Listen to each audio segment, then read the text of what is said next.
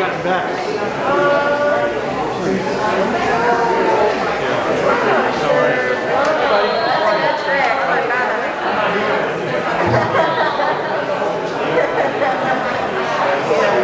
But if you seriously do want to get into this year's direction,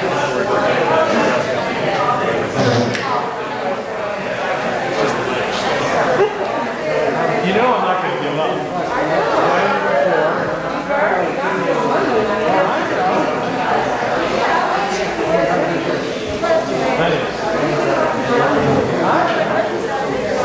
I did post 3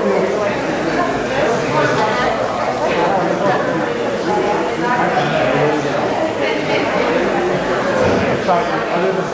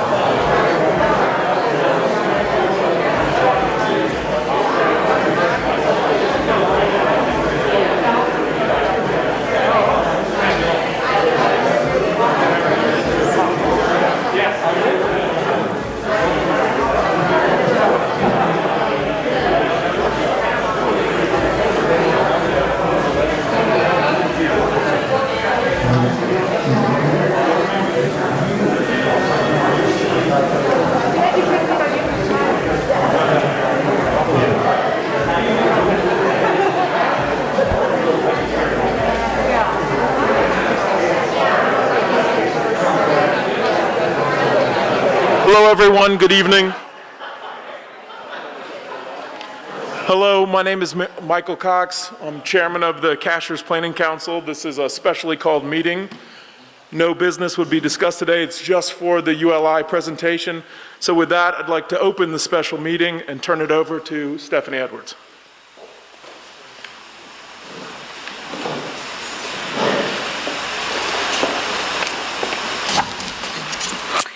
Good afternoon, ladies and gentlemen. We are here streaming live from the Village Green, courtesy of High South and Highlands Tech Group. So we do have a remote audience, and we send our regards to them as well. This community initiative is sponsored by the Cashiers Area Chamber, with participating partners of Jackson County, with a commitment by the Cashiers Area Community Planning Council, and with funding from the Jackson County Tourism Development Authority and more than 200 community stewards and stakeholders, for which we are very grateful. This afternoon, our chairman will introduce the process, which is inclusive, it's expert, and it's unbiased. And we'll get to know the visiting panelists that are here with us for this week. On your chairs, when you came in, you'll notice that there are index cards. And in the interest of COVID protocols, if you have questions about the process, please jot them down and then just pass them to the inside or the outside of the aisles. Also, the only recording that will be picked up is those that are being spoken into the mic. So we want to be sure to have the chairman be able to share those with our remote audience as well. Just again, a reminder, tonight is about the process, and for us to understand better about ULI, what the panel program is and how it relates to their work across the United States.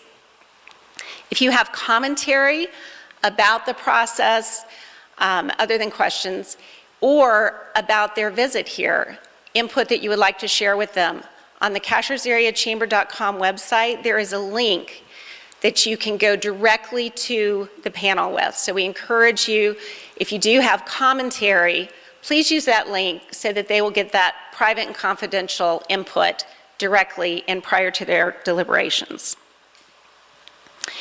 So as I move to turn the podium over to Ed McMahon, our chairman, I would just like to say thank you for you being here, for your interest, for your concern, and your participation in our community as we address growth management issues in the future.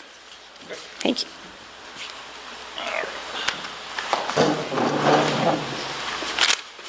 Thanks, Stephanie. Good evening, everybody. My name is Ed McMahon. I'm a senior resident fellow at the Urban Land Institute in Washington, D.C. What's a senior resident fellow? My wife says that's an old guy who lives at the office, but that hasn't been true for the last 2 years anyway. So let me just start off and say, well, what is the Urban Land Institute, ULI? We are an international nonprofit research and education organization focused on promoting best practices in land use and development. We do not do any lobbying or anything like that, but we've been around since 1936. We have 45,000 members.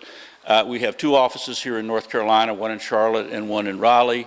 Our members are made up of everyone involved in land use or real estate, from architects, landscape architects, planners, developers, financiers, environmental people, et cetera, et cetera. The panel process, which we are part of, was literally started more than 50 years ago, and we have conducted 700 of the kind of panels that we're going to be involved in here. I'd like to just explain a little bit about the panel process, and then I'd like to have each of our panelists introduce themselves. The panel process is designed to provide inclusive and unbiased recommendations on questions posed to us by the sponsors. In this case, it's the Cashiers Area Chamber of Commerce and the county. And each of our panelists was chosen specifically because of their expertise and experience and talents. Not any one of these people are being paid. We are all volunteers in being here. And the process is a process we found tried and true over, as I said, many, many years, dealing with many subjects involving everything from land use to environmental protection to economic development and so on and so forth. The process basically works like this. I don't know, did anybody bring a copy of the briefing book? So before we got here, we just hold one of those up, Tom. Before we got here, we all received a briefing book put together by the Chamber of Commerce and the county that had basic information about the area, the county, the demographics, the population, and what some of the issues are. And of course, one of the big issues was growth and change. And this is an area that is growing very, very rapidly. And I can tell you that the question, I think, for you in this room and for us as a panel is not whether the Cashiers area will grow and change, because it will. The real question is how. And so we hope to help answer that question. And to do that, first of all, as I said, we got a briefing book. We met last night. We had a wonderful dinner here in town with a number of community leaders who talked to us about their issues and concerns.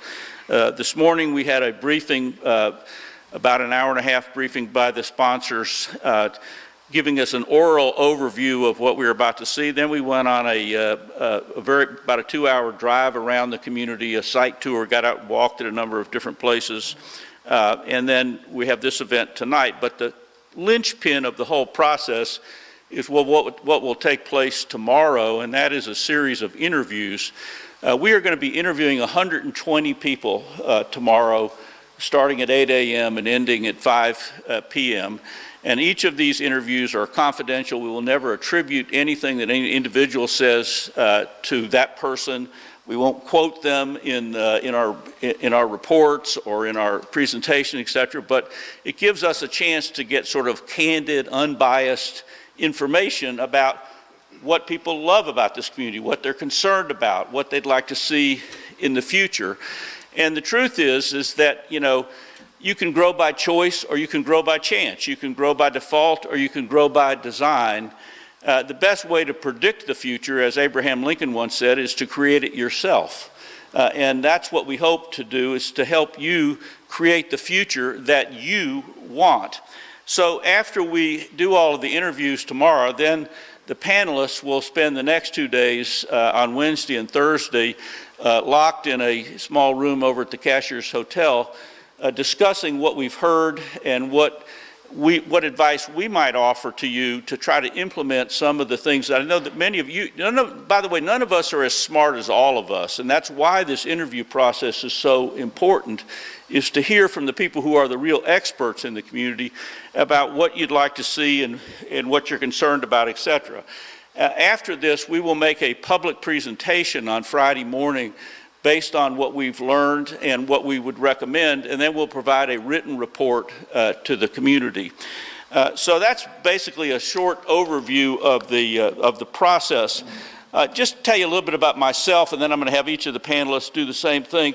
I'm a lawyer and a community planner, but I've spent most of my career involved in land conservation. I was involved in the purchase and protection of about 5 million acres of land in every state in the United States, including very important properties here in the state of North Carolina. I'm the chairman of the board of the National Main Street Center, which is the organization that's the umbrella organization for all of the state Main Street programs like North Carolina Main Street and all the local Main Street programs, and have been working with the National Park Service on what we call gateway communities for about 30 years, communities outside of national parks and other public lands, places like Bar Harbor, Maine, or Springdale, Utah, the gateway to the Zion National Park, or Gettysburg, Pennsylvania, et cetera. And we have worked with lots of resort mountain communities around the country. So that's, I guess, why I was invited to participate. But with that, I'd like to just start over here and have each of our panelists just tell you a word or two about their backgrounds and why they are here with us tonight. Thank you. Good evening. Thank you for having us. We have to go to Mike. Okay. Okay. Good evening again. My name is Lisa Rother, and I live outside of Washington, D.C. For the last decade and a half, I was executive director of ULI Washington, which is the local district council, which is like a chapter of ULI, and we had 2,500 members in the region around DC, and we did a lot of leadership training and other kinds of training for all the people that Ed was talking about who belong to ULI. Prior to that, I was a community planner in a large county outside of DC, and then also spent almost 2 decades as a planner in the county seat of that county, doing everything from zoning and planning to variances and special exceptions and all kinds of processes in the communities. Right now, I serve as the chair of the board of a nonprofit affordable housing organization outside of DC. We have 2,200 units right now, and we're looking to grow. So I'm learning a lot, and we're doing really good things with that. Thanks.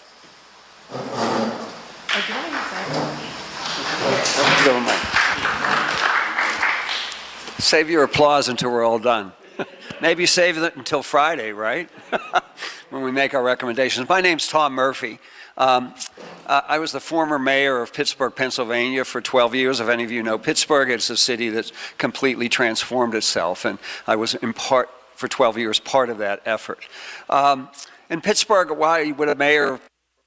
Because Pittsburgh's made up of 90 neighborhoods, and those neighborhoods have all the same issues that you're grappling with. Some just don't want to change and want to stay the way they are, and others are worried about gentrification. And so most cities are not just the big city, but it's made up of a lot of little villages, and how that is managed becomes a really critical part of whether that city works or not. And so you're facing some of the same challenges as some of our neighborhoods or not. But my interest in this and why I'm excited about being here really goes back 52 years. My wife and I were in the Peace Corps. And we were assigned to work in a very rural community in Paraguay, a 3-day boat ride up the Paraguay River. It was a new town being built. And what I learned there, my wife and I learned the most enduring lesson, really, certainly when I became mayor, was that the most powerful person in the town wasn't the person with all the guns or all the money. It was the person who spoke all the languages. And when we came back to America, we realized that our community was exactly the same. It was divided, and by race and by class and by ethnic origin, maybe, and and if you work in the computer industry, I have no idea what you're talking about most of the time. So we are divided, and what we came to realize, the most powerful person are people I would call are translators. The people that are able to articulate a vision that people see a place for themselves. That was my challenge in Pittsburgh when we're changing as a city. We're going from a heavy manufacturing city to a technology center. My job was to try to translate to people a place for them in a city that was going to change upside down. You're facing that same challenge. You need to figure out who your translators are, who can articulate a vision for Cashiers that makes sense to people. And it's not pretty. It's often that whole process, it's difficult, but at the end of the day, your community is a much better place. And just to let you know, I came back, completely changed my focus. I was in biology and chemistry, got a degree in planning and urban studies, and ran a neighborhood development group in an impoverished neighborhood in Pittsburgh. So I fell in love with what it means to build a community. And that's what you all are doing. You're building a community. And you need to make a decision who in this room are going to be the people that can be the translator, and you all need to come together around that vision. That's our job, is to help you think about how to do that. So good luck. Well, I've been on, this will be my 18th panel, and I've realized you never go after Tom to speak. As a politician, he's so polished.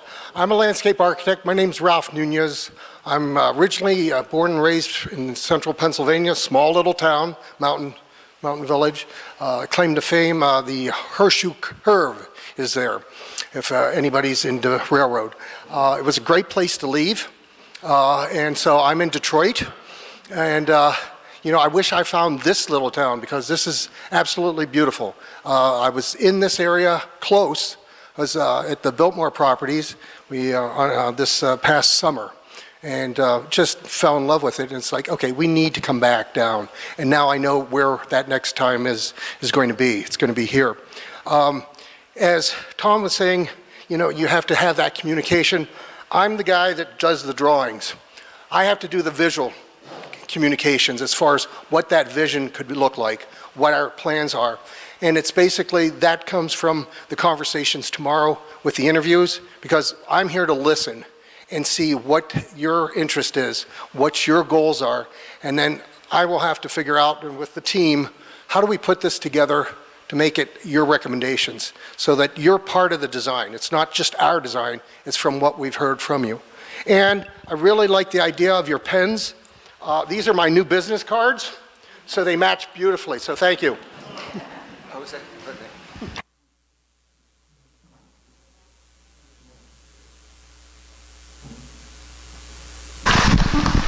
All right, I'll go.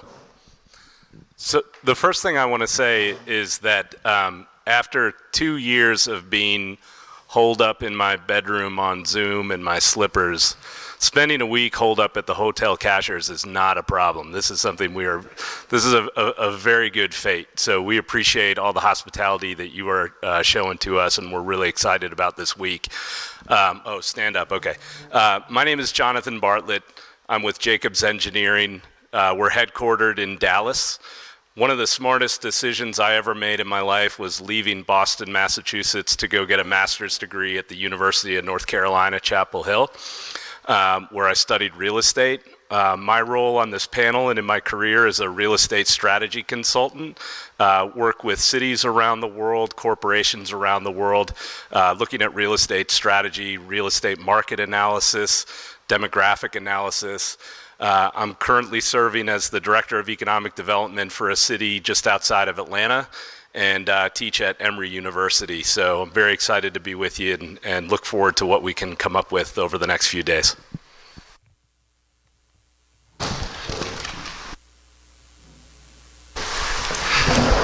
They say that there's 3 big lies. The first is that the check is in the mail. The second one is, I'll still love you in the morning. And the third is, I'm from Washington and I'm here to help you. I'm Rick Reinhardt, though I live in the greater Washington area now. I'm really not of Washington. I grew up in the Finger Lakes area of upstate New York, another beautiful part of America, and spent the better part of 30 years working on city center management and city center redevelopment in Richmond, Buffalo, Atlanta, where a lot of people with more money than I had came up here when the summer got hot while I was baking. And in Derry, Northern Ireland, and then for the last 15 years or so, I've been in Washington, D.C.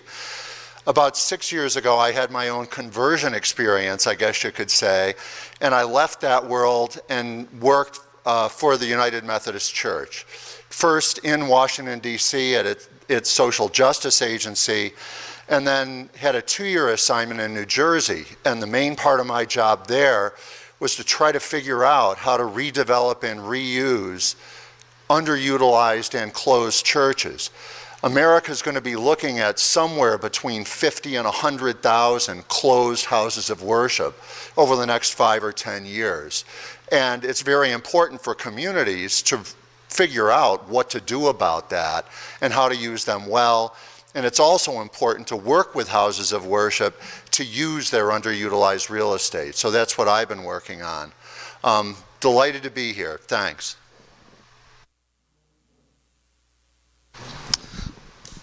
Good evening, I'm Ross Tillman. I'm a transportation planner, work as a private consultant in Seattle.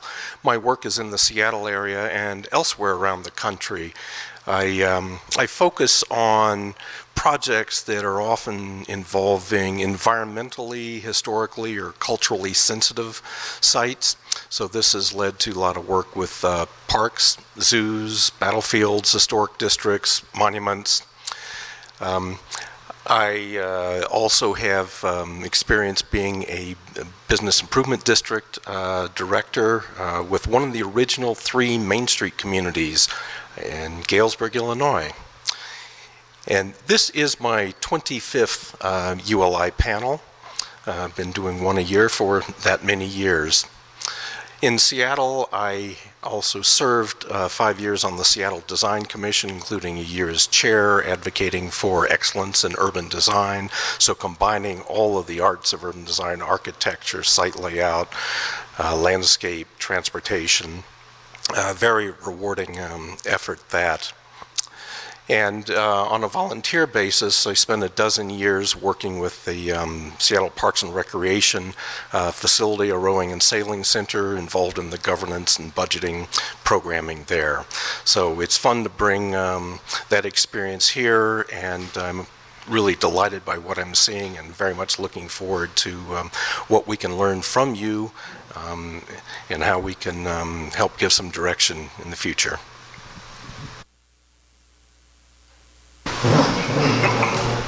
Hi there, I'm Meredith Byer. I'm also from the Washington, D.C. area, from the Maryland side. I work for a multidisciplinary company called Dewberry, which does civil engineering, land planning, landscape architecture. We also have architects and all sorts of other engineers besides civil engineers. And basically, my role is Director of Planning for our Maryland offices. We have 4 offices in Maryland, which range in, very urban design to more suburban residential. We work developing, our latest thing is helping put in the ground more solar fields for the Maryland Community Solar Program. So basically, my background is, how the projects get through and meet all the code requirements. So I'm on the implementation side. Well, that's our team. I hope you're impressed as I am with their backgrounds and experience. I'd be happy to entertain any questions you might have about our process and what we're going to be doing for the next couple of days while we're here in town. And welcome any thoughts or comments from anybody in the audience. And if you don't feel comfortable saying it, you can just write it on a card, and Stephanie will be happy to read them, so there won't be any attribution or anything like that. Yes, despite my admonition when I started, we're socially distanced sufficiently. If you're comfortable in that, I can take a step out in the aisle and just, if you'll just be sure to repeat whatever the conversation Sure. is. It would be great to have that information.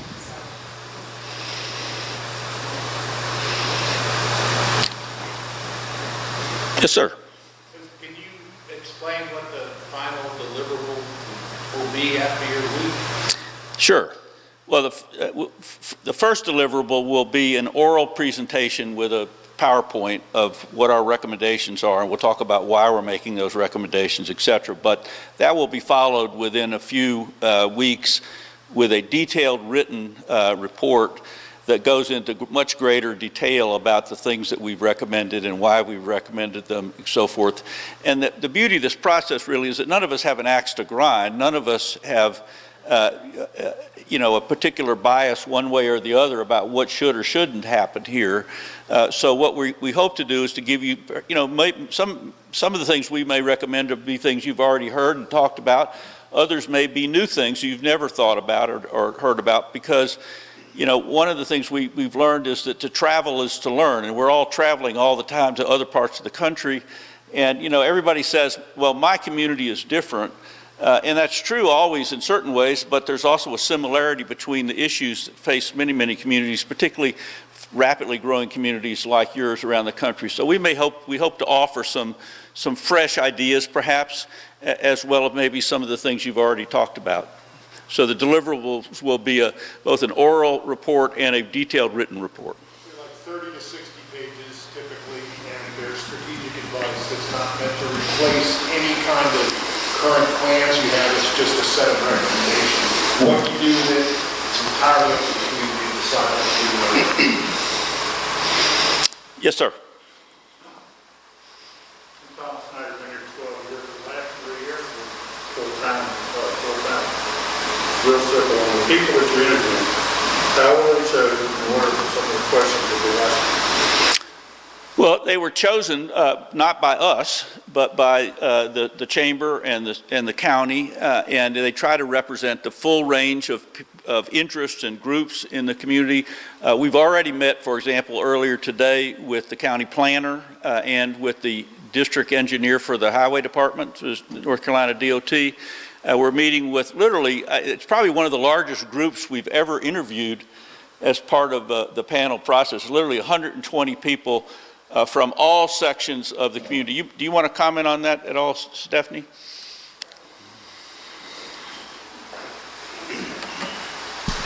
Thanks, Tom.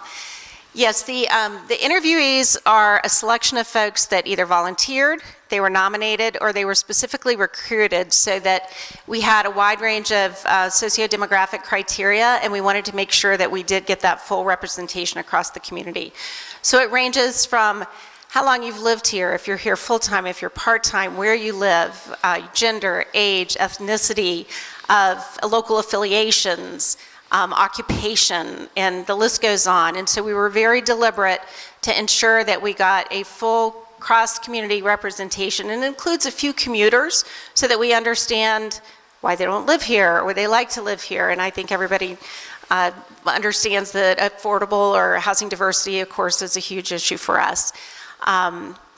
And we worked very, very hard to accommodate the request. We had more than 200 people ask to be interviewed. So that's one of the issues. I'd like to, encourage you to tell friends and family or others that might be interested to take advantage of this link. This is a tool that ULI uses at other panels, and you can go onto the website and submit your commentary directly to them, and it's private and confidential, and they will read it and they will consider it. So that's a great opportunity for you.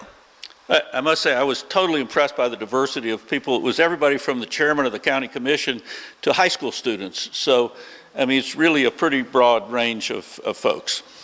Thank you. I'd also like to just note that the panelists' biographies and more details are also on our chamber website. Yep. Other questions, comments? Yes, ma'am. I wonder, do you ever do any follow-up studies to see how the communities, whether they implement your recommendation, how successful? Yes, we do. The short answer is yes, we do. And, a lot of communities have done exactly what we recommended. Others have done some of what we recommended, and a few have not done any of what we've recommended. So it varies very widely. I was involved in a series of panels out in Colorado, funded by the Colorado Health Foundation, around the issue of building healthy places. And I don't think one of the communities there literally has done every single thing that we recommended and sort of went even beyond that.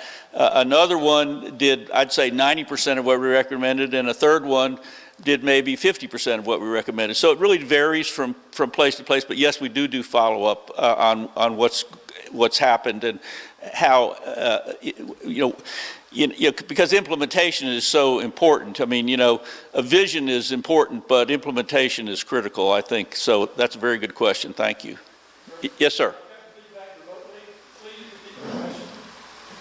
The question was, do we do any follow-up to see whether our recommendations have been implemented? And the answer was yes, we do.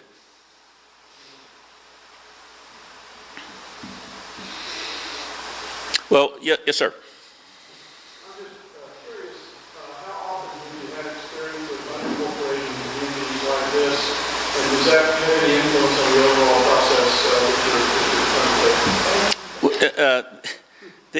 The answer to that is the question is how much experience do we have with unincorporated communities, and what impact does that have on our recommendations? Well, the short answer is yes, we have experience with unincorporated communities. And yes, that does affect our recommendations. I mean, you're sort of, in a way, because you're unincorporated, you don't have all the tools in the toolkit that incorporated communities oftentimes have, but that doesn't mean that there aren't lots of things you can do. I mean, just look at this, how was this building built? This building was built by volunteers who contributed to the creation of this building. And one of the things that certainly we have found is that the answers aren't all in regulatory, in regulations. I mean, we may recommend things like partnerships, incentives, voluntary initiatives, guidelines, et cetera. So there are a lot of ways you can, get at the same end. But the most critical thing, as Tom said earlier, is figuring out what you want to be and what's the future. And the future's coming, and change is coming whether you like it or not. You say, well, what's changing? The answer is everything: the economy, demographics, technology, consumer attitudes, travel and tourism, healthcare. The weather is changing. And, you can grow, communities, as I said before, there's only two kinds of change in the world we live in today. There's planned change and unplanned change. And in my experience, unplanned change is what has destroyed what people love about the place they live. I mean, I grew up, since Tom told you his founding story, I'll tell you mine. I was a young lieutenant in the Vietnam War, had been to field artillery school and the jungle warfare training, was getting ready to go to a small fire base in the Central Highlands. And literally 1 week before I'm supposed to leave, I get a call from the Pentagon, and they say to me, Lieutenant McMahon, do you have any interest in being reassigned to Europe? And I'm like, okay, yeah, that sounds great. And I was one of the really lucky few. I got sent to Heidelberg, West Germany, which is the headquarters for the U.S. military in Europe, and one of the most beautiful small cities on the planet Earth. And I got assigned as an aide to a U.S. general, and then spent the next 2 years of my life traveling all over Europe in a helicopter. And that experience completely changed my life, kind of like Tom said in Paraguay. But I didn't know how much it would change my life till I flew home to Birmingham, Alabama, where I grew up, got out of the airplane, and for the first time ever, I saw the American landscape with a completely different set of eyes. Because to travel is to learn. And that's what we try to do at ULI, is to learn what works and what doesn't work. I mean, growing up in Alabama, we always thought we said, well, we've been poor so long, we can't say no to anything. And you know what happens if you can't say no to anything? You compete right to the bottom. You get the worst of everything. And communities that set higher standards compete to the top. Because what we've learned is there's more than one way to do something. And what we try to do is to show people how you can actually make more money developing things in the environmentally sensitive way, the right way, et cetera, et cetera. So that's kind of how I came into this, and how I went, same thing, I went back and got a degree in urban studies at the University of Alabama.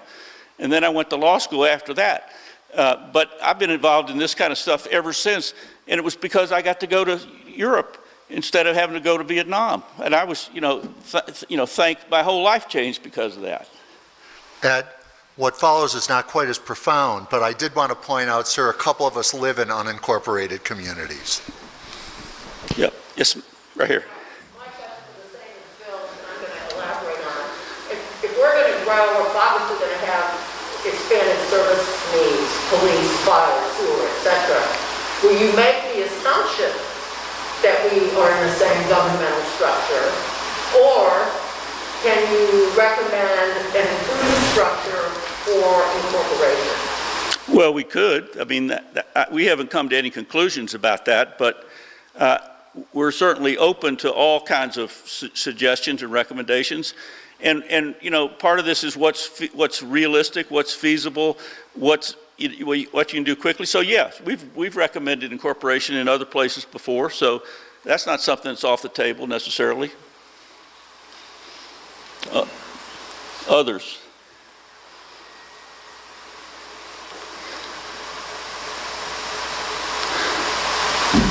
So Tom, you want to add anything?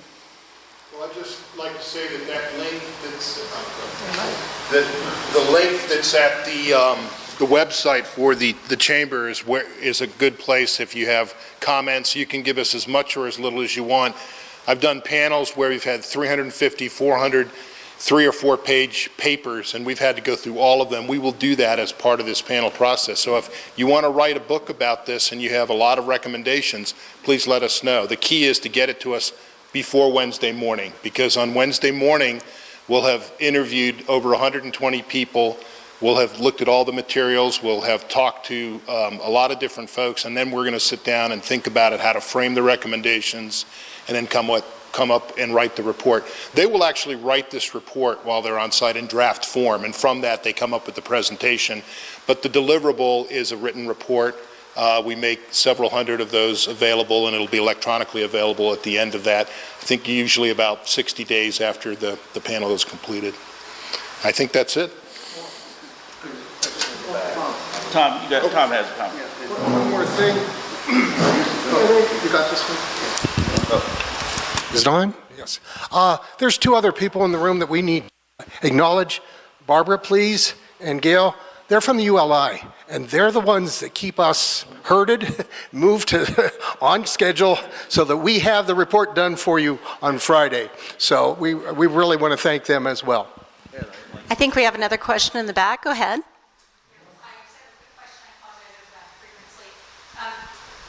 We are distinct from our neighboring community of Highlands. I can't, I'm sorry.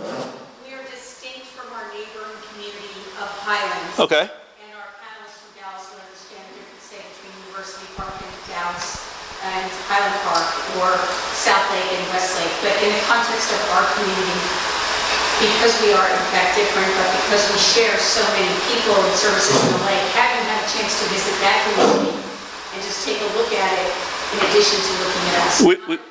We haven't been to Highlands yet, but we're going to Highlands. I mean, some of us have been to Highlands before. Some of us have been to Cashiers before. I actually came here first time when I was 10 years old. But we're all going to go to Cashiers tomorrow. Is it tomorrow? Yeah. I mean, to Highlands tonight. Yeah. I just, on the question of unincorporated places, I think when a place is incorporated, in some ways the leadership, for better or for worse, is more clear. But I just want to compliment you. This building, the Ramble, which we've walked on, the green, that's a community spirit. You've all done that ad hoc, and that's a great story, and you're to be complimented for the fact that you did that.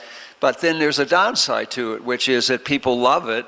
I was there Sunday afternoon, and your park was filled with kids playing and everything. And so people love it to death.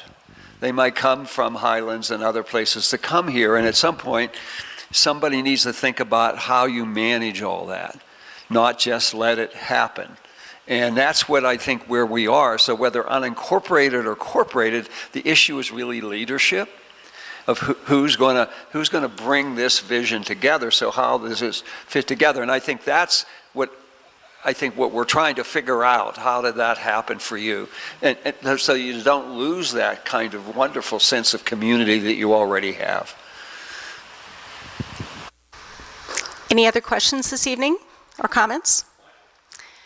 As Michael comes up to close the official part of the Planning Council meeting, I would just like to say this panel is here because of you all. And it's you, it's the folks that are joining us remotely. It's the constituency of Cashiers and people who love this area so much. And it truly is a community combined effort. We at the Chamber, as the sponsor, assume that responsibility, the financial responsibility, which you all just were amazing. I think we raised our fee maybe in the fastest that any panel has, any panel town has.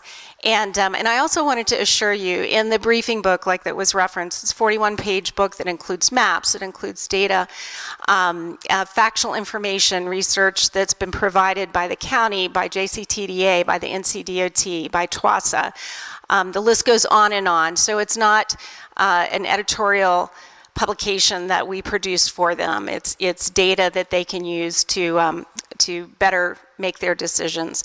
And the same is the case for the panel assignment. Again, all of these are available on the Chamber's website, but it's the issues framework within which they're going to work. And those were made and determined with the input of just hundreds and hundreds of community stewards and stakeholders. So we thank you for that.